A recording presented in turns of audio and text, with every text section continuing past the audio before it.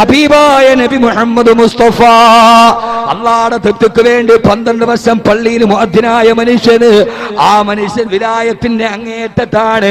അദ്ദേഹത്തിന്റെയും മരണത്തിന്റെയും ഇടയിൽ, സ്വർഗത്തിന്റെയും ഇടയിലുള്ള തടസ്സം മരണം മാത്രമാ.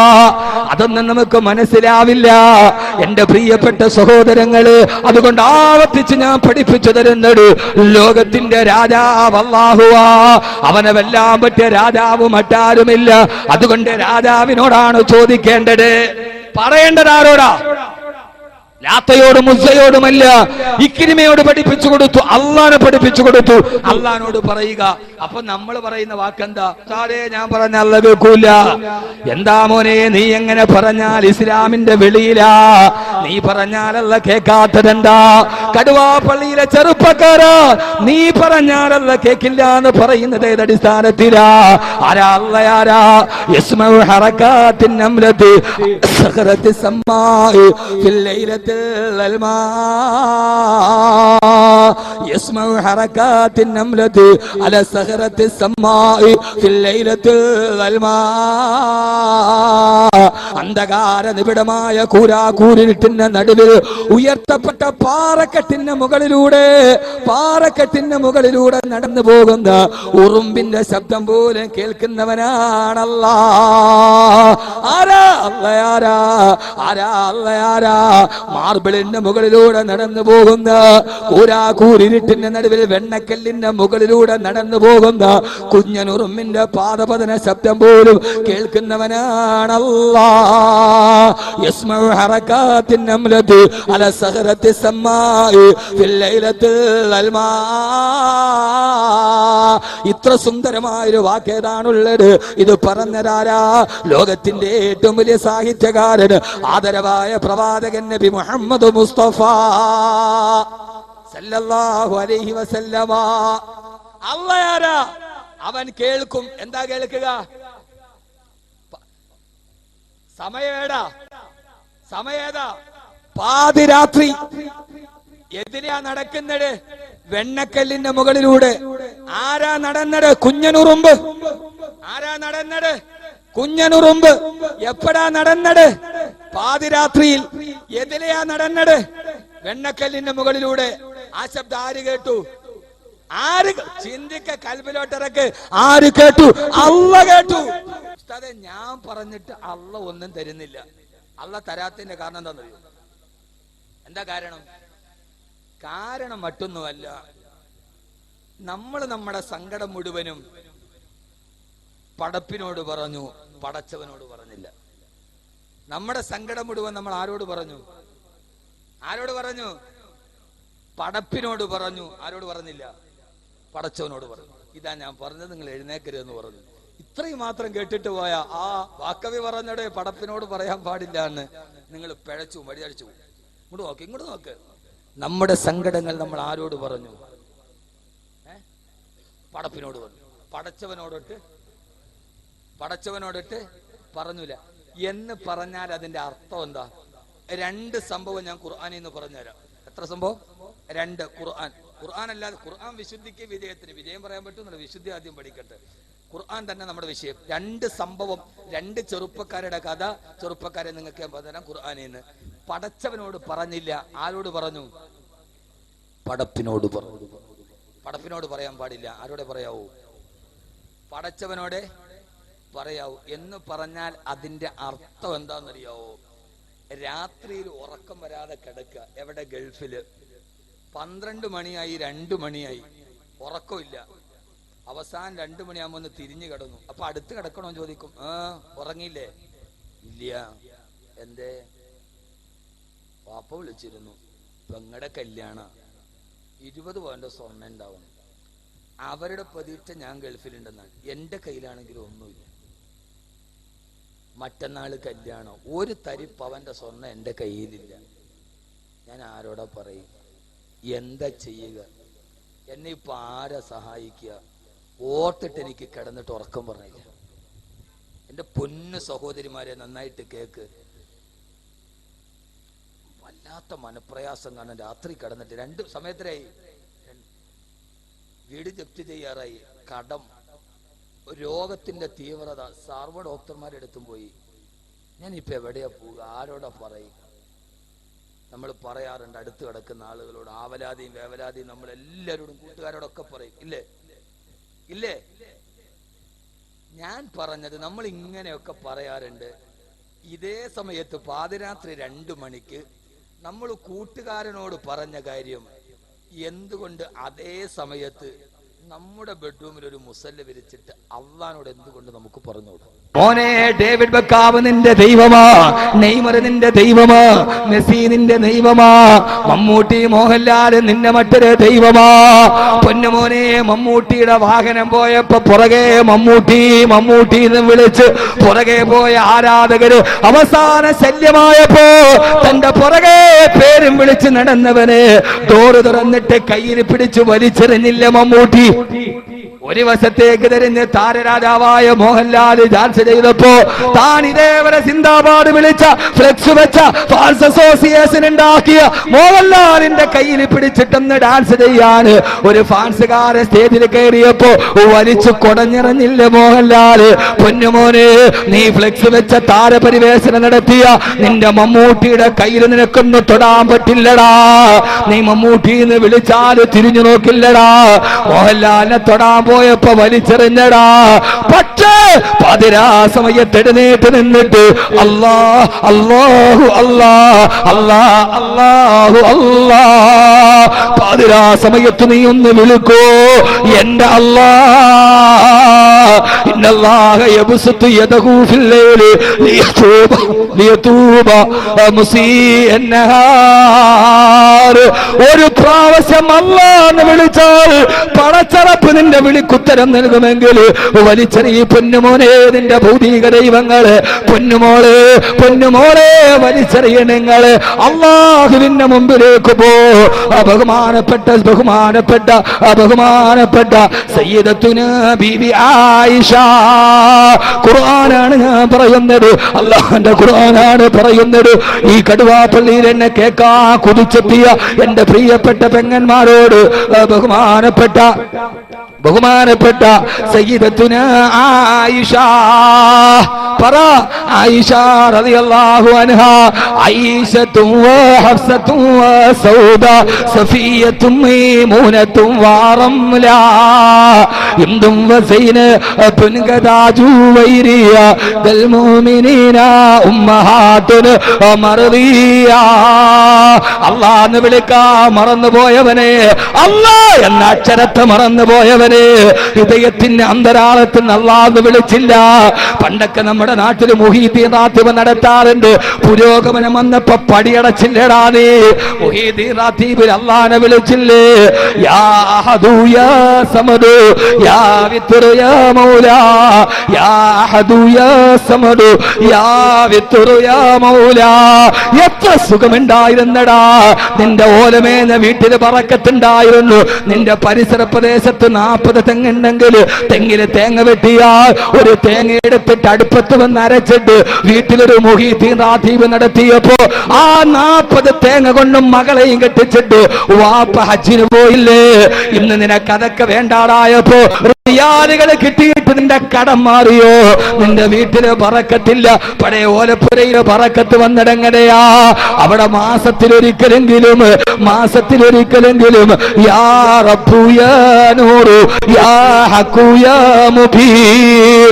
ഇത് നാളെ വാക്കവിയെ വിളിക്കാനല്ല, ഇവിടുത്തെ മദ്രസയിലെ മുഅല്ലിമിന് കാശില്ലാന്നിട്ടല്ല, വല്ലാഹി പടച്ചതമ്പുരാനെ തന്നെയാണ് സത്യം. ആദർശത്തിന് വേണ്ടി ആശയം പറയുകയും ആശയത്തിന് വേണ്ടി പണയം വെക്കാതിരിക്കുന്ന എന്റെ ആശയവും എന്റെ ആദർശവുമാണ്. ആദർശത്തെ പറഞ്ഞതാണ് ഞാൻ. ആദർശത്തിന് പിന്നോട്ടില്ല മക്കള്. അത് നാളെ ഒരു മുസ്ലിയാരെ വിളിച്ച് കൈമടക്ക് കൊടുക്കാനല്ല. എടാ പൊന്നുമോനെ, ഇത് നീ എന്ന് പടിയടച്ച് കളഞ്ഞോ? പാതിരാ സമയത്ത് ലൈറ്റ് അടച്ചിട്ട് അല്ലാഹു പടച്ച റബ്ബിലേക്ക് വിനയം പ്രാപിച്ചപ്പോ നട്ടപ്പെടുത്തി കളഞ്ഞില്ല നീ, അല്ലാഹനെ മറന്നില്ല നീ. ബഹുമാനപ്പെട്ട എന്റെ പ്രിയപ്പെട്ട എന്നെ കേൾക്കാനത്തെ കടുവാപ്പള്ളിയിലെ പെങ്ങള് കടൽ കടന്നു വന്ന വിദേശ സംസ്കാരങ്ങള് കടന്നു വരുമ്പോ അള്ളാന്റെ ദീനിനെ വലിച്ചെറിയുമ്പോ ഏറ്റവും വലിയ കോൺക്രീറ്റ് സൗധത്തിൽ നിന്ന് രാജകീയ നൗകയിലേറി പഞ്ചനക്ഷത്ര ഹോട്ടലിന്റെ പിന്നാമ്പുറങ്ങളിൽ സുഖം തേടി അലയുന്ന ഉമ്മ. പണ്ട് നമ്മൾ മഅ്ദരി പറഞ്ഞൊരു ഹദീസ് നമുക്ക് ഓർമ്മയില്ലേ? അല്ലാഹു ആ മനുഷ്യന്റെ മോചനം അല്ലാഹു സ്ഥായിയായി കൊടുക്കട്ടെ. അല്ലാഹുവിന്റെ റസൂല് പറഞ്ഞില്ലേ, എന്റെ പെങ്ങന്മാരോട് ഇത് പറയാതിരിക്കാൻ കഴിയില്ല. സിൻഫാനു മിൻ ഉമ്മത്തി ലമറഹുമാ ഖൗമും മഅഹും സിയാത്തുൻ കഅദിനാബിൽ ബക്കർ റൂസുഹുന്ന കാസിനിമത്തിൽ ബുഖത്തിൽ മായിലാ. രണ്ട് വിഭാഗം ആളുകളെ എന്റെ കണ്ണുകൊണ്ട് കാണാതിരിക്കട്ടെ. അതിലൊരാളായ പെണ്ണുങ്ങളാണ്, ഒരു വിഭാഗം പെണ്ണുങ്ങളാണ്. അവരാരാ? അവർ ഊസുഹുന്ന കാസിനിമത്തിൽ ബുഖത്തിൽ മായിലാ. അവരുടെ മുടിക്കെട്ട് കണ്ടാൽ ഒട്ടകത്തിന്റെ പൂഞ്ഞ് പോലെ തോന്നുമെന്ന് പറഞ്ഞ ഇന്ന് മുഴുവൻ മുസ്ലിം പെണ്ണുങ്ങൾ അവരുടെ തലമുടി മുഴുവനും മുകളിലേക്ക് കെട്ടിവെച്ചിട്ട് അതിന്റെ മുകളിലൂടെ മൊത്തയെടുത്തിടലാ പതിവ്. ഏത് കല്യാണത്തിന് പോയാലും ഇന്ന് പെണ്ണിന്റെ ഫാഷനേരാ, മുടി മുഴുവനും ബാക്കിൽ കെട്ടിയിട്ട് ആ മുടി മുകളിലേക്ക് കെട്ടിവെക്കുക, എന്നിട്ട് അതിന്റെ മുകളിലൂടെ മൊത്തയിടുക. നോക്കിയാൽ പെണ്ണിന്റെ തലയിൽ വെണ്ണക്കുടം വെച്ചതുപോലൊരു മുട കാണാ. പെണ്ണ് അതാണ് റൂസുഹുന്ന കാസിനിമത്തിൽ ബുഖത്തിൽ മായിലാ.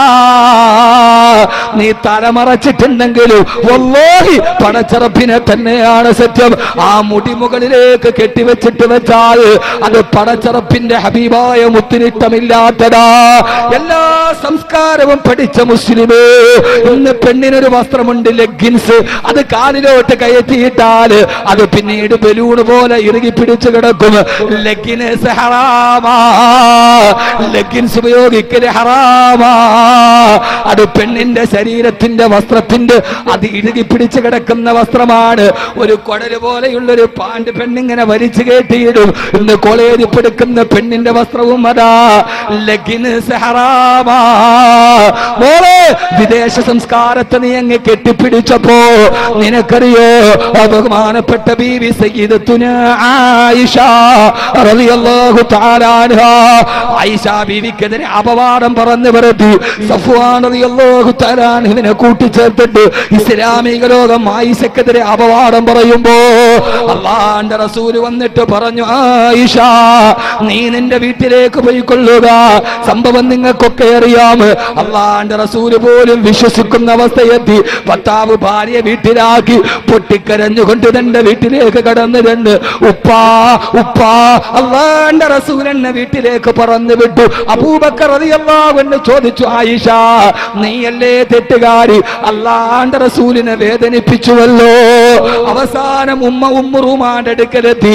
ഒരു പെണ്ണിന്റെ ഏക അവലംബം ഉമ്മയാ. ഉമ്മ പറഞ്ഞു, മോളെ നീയാണ് തെറ്റുകാരി. എല്ലാവരും കൈയൊടിഞ്ഞു. ഭർത്താവ് വീട്ടിലേക്ക് പറഞ്ഞു വിട്ടു, വാപ്പാട്ടി ഓടിച്ചു. ഉമ്മ പോലും സാന്ത്വനം നൽകിയില്ല. എന്റെ പ്രിയപ്പെട്ട പെങ്ങള്, നിരാലംബയായ ആയിഷ റളിയല്ലാഹു അൻഹാ തന്റെ വീട്ടില് അപവാദത്തിന്റെ ചൂളയിൽ കിടന്ന് ഹൃദയം പടയുകയാ. മുഴുവനും നിറം പിടിപ്പിച്ച കഥകളാ. ആയിഷ ബീവിയെ കുറിച്ച് അപവാദമാണ്. ആയിഷ ഒറ്റയാണ്, ആയിഷ ഏകയാണ്. ആയിഷയ്ക്ക് സാന്ത്വനിപ്പിക്കാൻ ആരുമില്ല. പൊട്ടിക്കരഞ്ഞ് വീട്ടില് ഹൃദയം നീറിപ്പുകയവേ. സൂറത്തു നൂറിന്റെ 12 ഇറങ്ങി, നബിയേ ഇന്നല്ലദീന ജാഊ ബിൽ ഇഫ്കി ഉസ്ബത്തും മിൻകും ലാ തഹ്സബൂഹു ശർറൻ ലക്കും. അപവാദം പറഞ്ഞവരാണ് കുറ്റവാളികൾ.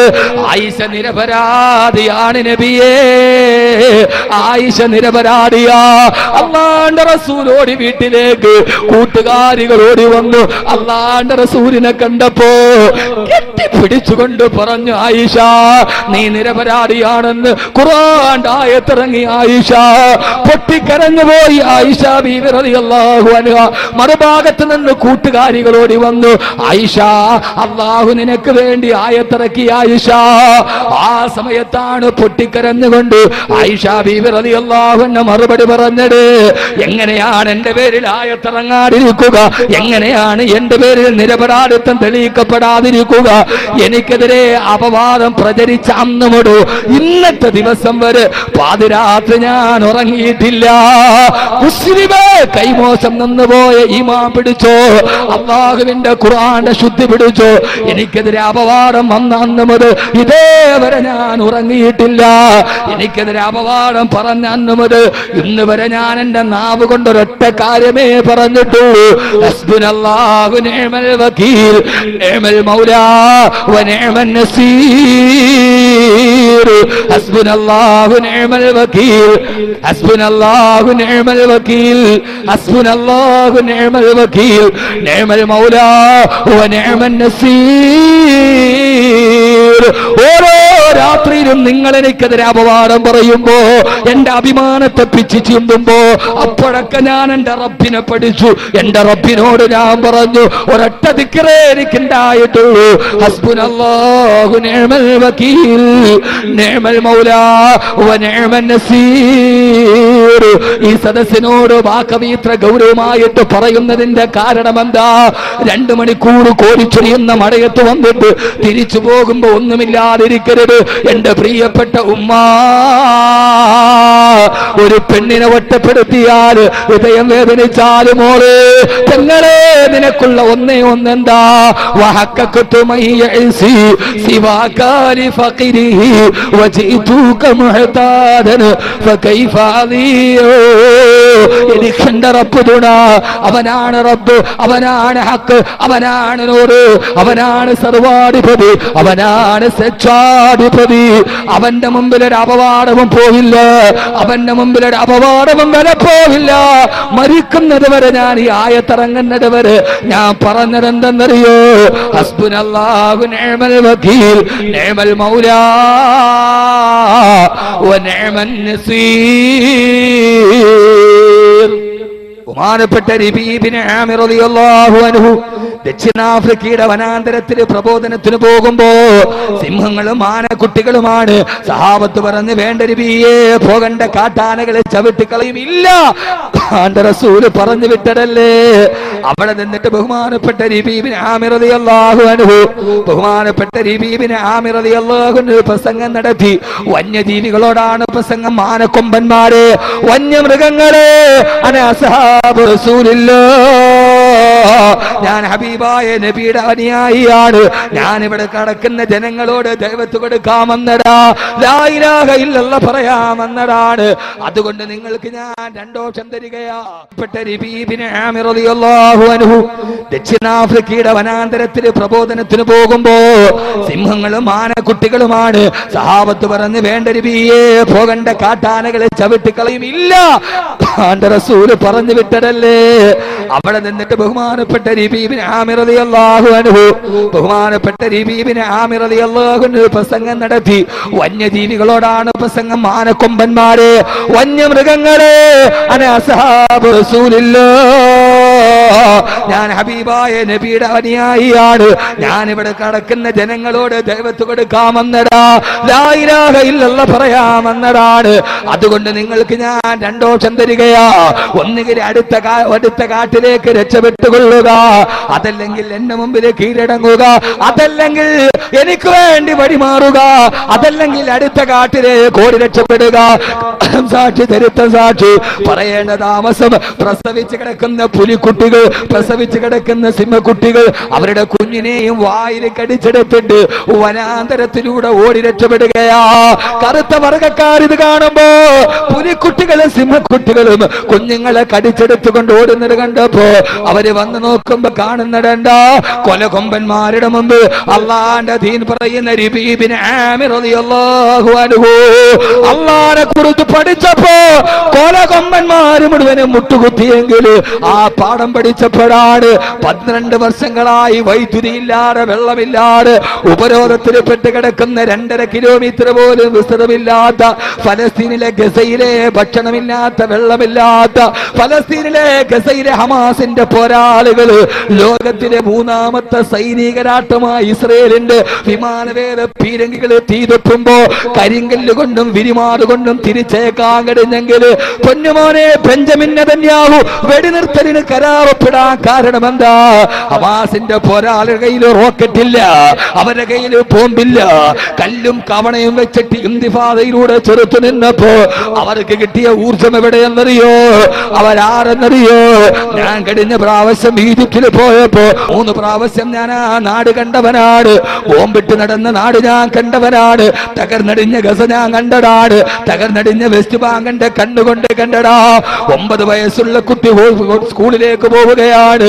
ഞാൻ അവന്റെ ചേർത്ത് പിടിച്ചിട്ട് ചോദിച്ചു, മോനെ നിന്റെ പേരെന്താ? അവൻ പറഞ്ഞു, അൽ-ഇഅ്തിസാമു ബില്ലാഹ്. എന്റെ പേര് അൽ-ഇഅ്തിസാമു ബില്ലാഹ്. പടച്ചറപ്പിന് വേണ്ടി മുറുകെ പിടിച്ചവന് അവിടുത്തെ പേര് തന്നെ എങ്ങനെയാ? ഞാൻ ചോദിച്ചു, മോനെ നിന്റെ വാപ്പ എവിടെ? ഫലസ്തീനിലെ 9 വയസ്സുകാരൻ ആകാശത്ത് കൈവെത്തിയിട്ട് പറഞ്ഞു, ഇലാ റഹ്മത്തില്ലാഹ്. എന്റെ വാപ്പ പടച്ചറപ്പിന്റെ സ്വർഗത്തിൽ പോയി. ഞാൻ ചോദിച്ചു, മോനെ നിന്റെ ഉമ്മ എവിടെ? എന്റെ ഉമ്മ ഇലാ ജന്നാത്തിൽ ഫിർദൗസിൽ അഅ്ലാ. എന്റെ ഉമ്മ സ്വർഗത്തിലിരുന്നിട്ട് എന്നെ കാണുന്നുണ്ട്. എന്റെ കണ്ണ് നിറഞ്ഞു പോയി. നമ്മുടെ കുട്ടികൾക്ക് പറ്റുമോ? വ്യഭിചാരം പഠിപ്പിക്കുന്ന എന്റെ വാപ്പക്കും ഉമ്മക്കും തണുപ്പുള്ള രാത്രിയിൽ ഒരു തമാശ തോന്നിയപ്പോ തമാശയുടെ ഫലമായിട്ടാണ് ഞാൻ ജനിച്ചതെന്ന് പറഞ്ഞ സാഹിത്യകാരൻ എഴുതി വെച്ച സാഹിത്യം പഠിപ്പിക്കുന്ന നമ്മുടെ മക്കൾക്ക് ഇത് പറയാൻ പറ്റുമോ? വാപ്പ കബറിൽ പോയി എന്ന് പറയോ? അവര് പഠിച്ചതല്ലാതെയാണ്. ഹമാസിന്റെ ഫലസ്തീന്റെ കുട്ടികൾ കണ്ടതല്ലാന്റെ കുതിരത്താണ്. അവര് ബൈത്തുൽ മുഖദ്ദസിന്റെ പ്രാന്തപ്രദേശത്ത് ജനിച്ചവരാ. അവർ ഇബ്രാഹിം നബിയുടെ ഖബർ കണ്ടവരാ. അവർ ഇസ്ഹാഖ് നബിയുടെ ഖബർ കണ്ടവരാ.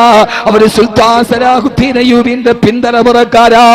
ആ പൊന്നുമോനോട് ചോദിച്ചു, മോനെ നിന്റെ അവസ്ഥ എന്താ? ആ പൊന്നുമോൻ പറഞ്ഞു, ഉസ്താദേ എന്റെ വാപ്പയെയും ഉമ്മയെയും എന്റെ 3 സഹോദരിമാരെയും എനിക്ക് എന്റെ കൺമുമ്പിൽ ഇരുന്നിട്ട് ഇസ്രായേൽ പട്ടാളക്കാര് വെടിവെച്ചു കൊന്നു. എന്റെ കുടുംബത്തിൽ ശേഷിക്കുന്നത് ഞാനാ. ഞാൻ പൊന്നുമോന്റെ കഴുത്തിലേക്ക് എന്റെ കൈയിട്ടിട്ട് ഞാൻ പറഞ്ഞു, പൊന്നുമോനെ ഇനി കിരാതന്മാരുടെ രാക്ഷസന്മാരുടെ നാട്ടിൽ നീ നിന്നെയും അവര് കൊന്നുകളയും. അതുകൊണ്ട് നീ ഇന്ത്യയിലേക്ക് വാ. അവിടെ എന്റെ സ്ഥാപനമുണ്ട്.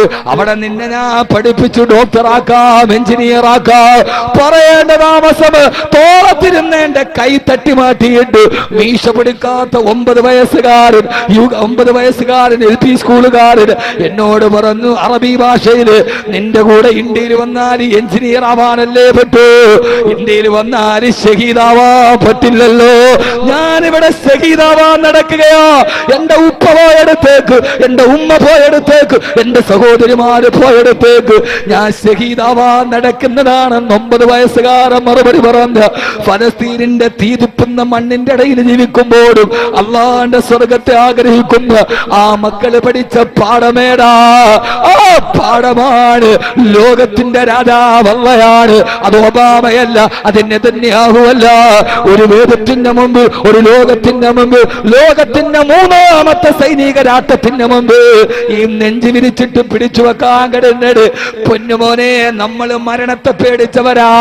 അവരാരും മരണത്തെ പേടിച്ചവരല്ല, മരണത്തെ പേടിച്ചവരല്ല. അവർക്ക് ജീവിച്ചാലും അല്ലയാ, മരിച്ചാലും ലില്ലാ. മരിച്ചാലും അല്ലാഹ്ക്ക് വേണ്ടി, ജീവിച്ചാലും അല്ലാഹ്ക്ക് വേണ്ടി. ഈ പാഠം പഠിച്ചിട്ട് ഹൃദയത്തിന്റെ ഉള്ളിൽ നിന്ന് ഭൗതിക ജീവിതത്തിന്റെ മാറാപ്പ് വലിച്ചിറങ്ങിയിട്ട് കാലത്തിന്റെ ചുവരെടുത്തുകൾ മനസ്സിലാക്കി ഇബ്രാഹിമി മില്ലത്തിനെ നെഞ്ചോട് ചേർത്ത് പിടിച്ച് മുഹമ്മദീ സുന്നത്തിനെ മുറുകെ പിടിച്ച് കാലത്തിന്റെ ഇതിഹാസത്തിന്റെ ചരിത്രത്തിന്റെ രചതരേഖ വരിക്കാൻ എന്റെ പ്രിയപ്പെട്ട ചെറുപ്പക്കാരാ തയ്യാറാവുക. അല്ലാഹു തൗഫീഖ് നൽകി അനുഗ്രഹിക്കുമാറാകട്ടെ. അല്ലാഹു തൗഫീഖ് നൽകട്ടെ. അല്ലാഹു തൗഫീഖ് നൽകട്ടെ. അതിന്റെ ഏറ്റവും വലിയ ഔഷധം ഒരാളും അനങ്ങരുത്. ഇൻഷാ അല്ലാഹ് 10 സലാത്ത് ചൊല്ലി നമുക്ക് പിരിഞ്ഞു പോകണം. എന്റെ സഹോദരങ്ങളെ, അതിന് നമ്മുടെ കയ്യിലൊന്നേ ഉള്ളൂ, വിശുദ്ധ ഖുർആൻ. വിശുദ്ധ ഖുർആന്റെ വിശുദ്ധി, ആ വിശുദ്ധ ഹൃദയത്തിലേക്ക് ഇറങ്ങിയിട്ട് അവസാനം അല്ലാഹുവിന്റെ ഖുർആൻ ഓതി മരിക്കുക. ആദരവായ പ്രവാചകൻ നബി മുഹമ്മദ് മുസ്തഫ സല്ലല്ലാഹു അലൈഹി വസല്ലമയുടെ അടുക്കലേക്ക് വന്നിട്ട് ഒരു സഹാബി പറഞ്ഞു, യാ റസൂലല്ലാഹ്, വീട്ടിൽ വല്ലാത്ത രോഗമാണ് നബിയേ, വല്ലാത്ത കടമാണ് നബിയേ, എന്ത് ചെയ്താലും ജീവിതത്തിൽ രക്ഷപ്പെടുന്നില്ല നബിയേ, ഞാൻ എന്ത് ചെയ്യണം നബിയേ, എനിക്കൊരു ദിക്ർ പറഞ്ഞതാ തിരുദൂതരേ. അല്ലാഹുവിന്റെ റസൂൽ പറഞ്ഞു, സഹാബി, നിന്റെ എല്ലാ പ്രയാസവും മാറണോ, നീ നിന്റെ വീട്ടിലോട്ട് കയറി ചെല്ലുമ്പോ ഫസല്ലിം അലാ അഹ്ലിക, നിന്റെ വീട്ടുകാരോട് നീ ഉറക്കവൊന്ന് സലാം പറയുക. വാക്കവി പറയുന്നത് മറന്നുപോയ പാഠം. ഇത് അസ്ട്രോണമി അല്ല, ഇത് ജോഗ്രഫി അല്ല, ഇത് സയൻസ് അല്ല, നാം അടിച്ചു പുറത്താക്കിയ നമ്മുടെ ആത്മീയതയുടെ പാഠം. നീ നിന്റെ വീട്ടിലോട്ട് കയറി ചെല്ലുമ്പോ നിന്റെ വീട്ടുകാരോട് നീ ഒന്ന് സലാം പറയുക. പഠിച്ചുപോയ മറന്നുപോയ ഗൃഹപാഠം, നീ നിന്റെ വീട്ടുകാരോട് സലാം പറയുക. ഇവിടെ നോക്ക്. എന്നിട്ട് നീ വീട്ടിലോട്ട് കയറിയാൽ ഉടുത്തിരിക്കുന്ന വസ്ത്രം ഊരി തൂക്കുന്നതിന് മുമ്പ് ഒരൊറ്റ പ്രാവശ്യം ഖുൽ ഹുവല്ലാഹു അഹദ് അല്ലാഹുസ് സമദ് ലം യലിദ് വലം യൂലദ് വലം യകുൽ ലഹു കുഫുവൻ അഹദ്, ഒരു പ്രാവശ്യം സൂറത്തുൽ ഇഖ്ലാസോട് ആ സഹാബി പറയുകയാണ്, ഞാനിത് ചെയ്യാൻ തുടങ്ങി, കുറച്ച് നാളുകൊണ്ട് എന്റെ ദാരിദ്ര്യം മാറി, എന്റെ പ്രയാസം മാറി, എന്റെ രോഗം മാറി എന്ന് അസ്ഹാബുൻ നബിയിൽ മുസ്തഫ സല്ലല്ലാഹു അലൈഹി വസല്ലം. ഇതുവരെ വാത് കേട്ടു, ഇനി ചെയ്യാൻ ഇനി ചെയ്തൂടെ? കുങ്കുമം എടുക്കുക, കുങ്കുമം കൊണ്ട് സൂറത്തുൽ ഇഖ്ലാസ് എഴുതുക, എന്നിട്ട് അത് ഉണങ്ങിക്കടിയുമ്പോ സംസം വെള്ളം കൊണ്ടത് നനച്ചെടുത്തിട്ട് ആ സംസം വെള്ളം കുടിക്കുക. സർവരോഗത്തിന് ശിഫയാണെന്ന് സദഖ റസൂലുള്ളാഹ്. ഇതെല്ലാം നീ ചെയ്തു പോയാൽ ഖുർആന്റെ വെളിച്ചം, ഇത് ഞാൻ പറഞ്ഞത് സൂറത്തുൽ ഇഖ്ലാസ് മാത്രം, ഇത് ഖുർആന്റെ വെളിച്ചമാണ്, ഇത് ഖുർആന്റെ വിശുദ്ധിയാണത് ഹൃദയത്തിൽ, നാവിൽ, നിന്റെ ജീവിതത്തിൽ എപ്പോഴും ഉണ്ടാവുക. അല്ലാഹു തൗഫീഖ് നൽകി അനുഗ്രഹിക്കുമാറാകട്ടെ. ആദരവായ പ്രവാചകൻ നബി മുഹമ്മദ് മുസ്തഫ. അതുകൊണ്ട് എല്ലാവരോടും അവസാനമായിട്ട് ഞാൻ പറയുകയാണ്, അള്ളാഹുവിന്റെ പ്രവാചകന്റെ പ്രിയപ്പെട്ട സഹാബി, ഖുർആന്റെ ഈ വിശുദ്ധിയും ഈ വിജയവും ജീവിതത്തിന്റെ പ്രയാസത്തിന്റെ വിജയത്തിന്റെ നിദാനം ഖുർആനാ. ബഹുമാനപ്പെട്ട അബ്ദുല്ലാഹി ഇബ്നു മസ്ഊദ് റളിയല്ലാഹു അൻഹു വഫാത്തിന്റെ വേളയിൽ പൊട്ടിക്കരയാ. ബഹുമാനപ്പെട്ട ഉസ്മാൻ റളിയല്ലാഹു അൻഹു കാണാൻ വന്നു. എന്തിനാ അബ്ദുല്ലാഹി ഇബ്നു മസ്ഊദേ കരയുന്നത്? നിങ്ങൾ മരിച്ചാൽ പെൺമക്കൾ കാര്യമില്ലെന്ന് ഓർത്തിട്ടാണോ? അങ്ങനെയെങ്കിൽ ബൈത്തുൽ മാലിൽ നിന്ന് നിങ്ങളുടെ പെൺമക്കൾക്കൊരു നിശ്ചിത സംഖ്യ തീരുമാനിച്ചിട്ടുണ്ട്. ഇബ്നു മസ്ഊദ് റളിയല്ലാഹു അൻഹു പറഞ്ഞു, ഇല്ല, ഞാൻ മരിച്ചാലും എന്റെ 5 പെൺമക്കളും പട്ടിണിയിലാകുമെന്ന് എനിക്ക് ഭയമില്ല, അവർക്ക് പട്ടിണി വരികയില്ല. ഒരാപത്തും ഞാൻ മരിച്ചാലും അവരുടെ ഉപ്പ മരിച്ചാലും എന്റെ പെൺമക്കൾക്ക് വരില്ല. ഉസ്മാൻ റളിയല്ലാഹു അൻഹു ചോദിച്ചു, കാരണം എന്താ?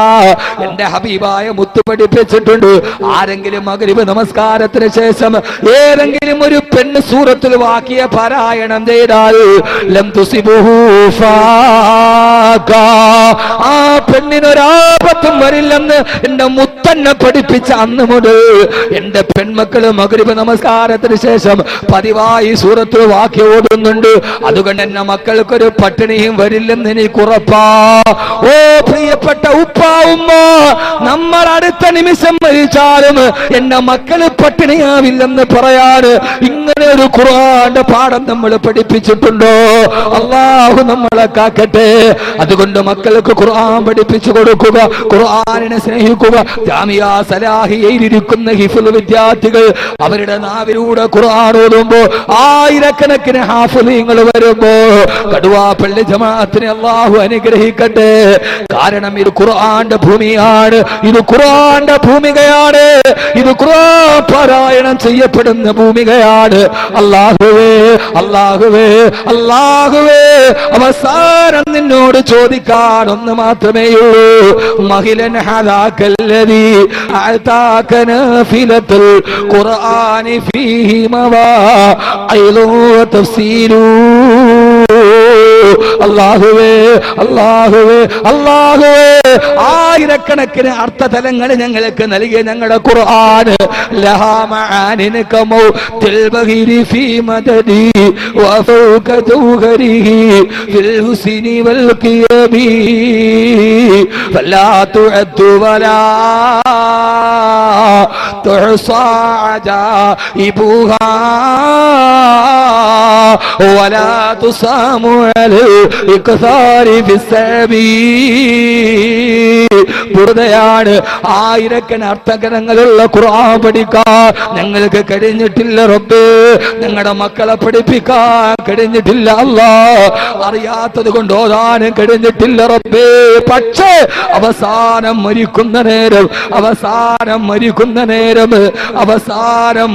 നേരം പൊന്നുമക്കളെ മനസ്സിലുറപ്പിക്കണം, സഹോദരിമാരെ മനസ്സിലുറപ്പിക്കണം.